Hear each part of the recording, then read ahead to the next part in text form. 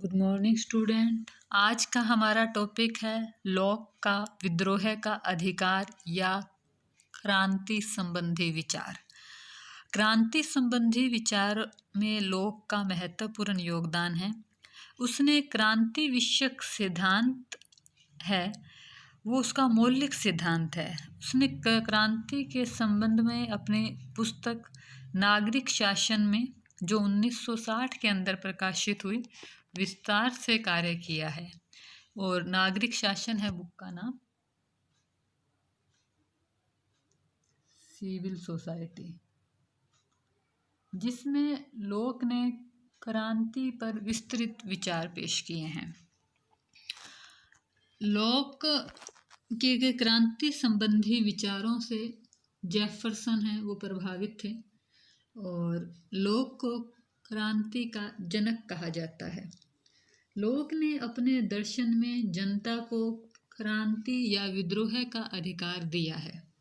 उनके अनुसार जो राज्य है वो व्यक्ति के हित के लिए, व्यक्ति के लाभ के लिए बना है। राज्य की स्थापना व्यक्ति की जीवन स्वतंत्रता, संपत्ति की रक्षा के लिए हुई है।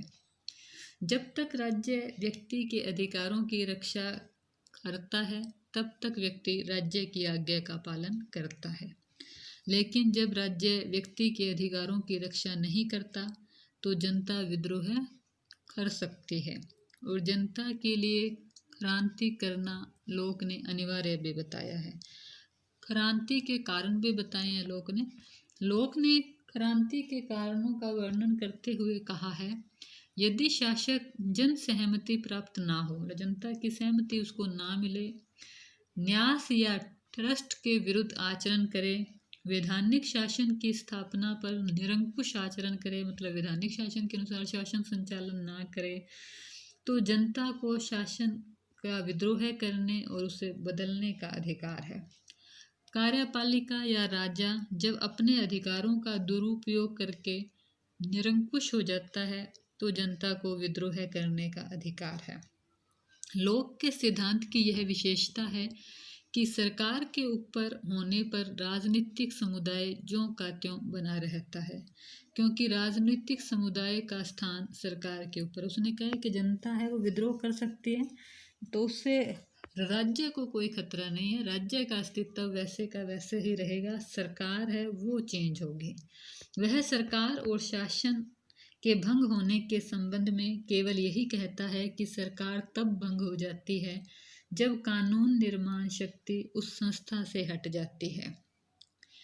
लोक ने अपने राज्य दर्शन में विद्रोह और क्रांति के अधिकार पर इतना अधिक बल दिया है कि कुछ विद्वानों ने उसके संबंध में कहा है कि लोक ने शासन संबंधी सिद्धांत का प्रतिपादन किया।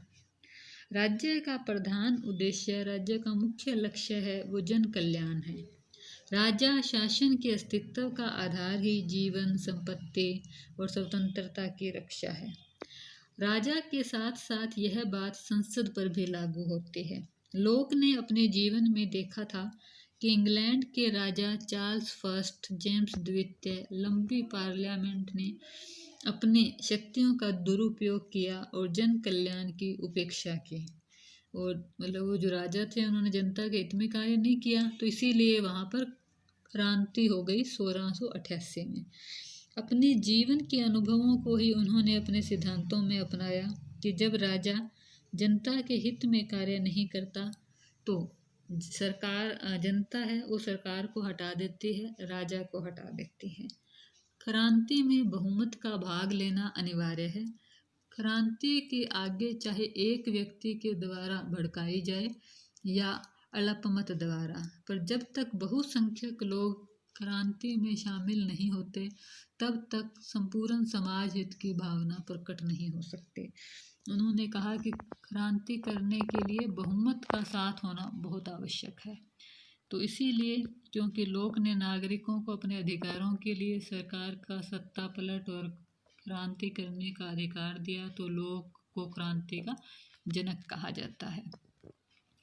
लोक को रूस की क्रांति और अमेरिकी क्रांति का भी जनक कहा जाता है। कतिपय आलोचक ये भी कहते हैं कि वह दार्शनिक नहीं था, अपितु राजनीतिक सिद्धांत का प्रचार करने वाला लेखक था। उन्होंने कहा कि लोक ने अपने जीवन में 1688 की गौरवपूर्ण क्रांति देखी थी और उसी क्रांति का समर्थन करने के लिए उन्होंने ऑन सिविल गवर्नमेंट्स लिखी, जिसका उद्देश्य था क्रांति को न्याय संगत ठहराना।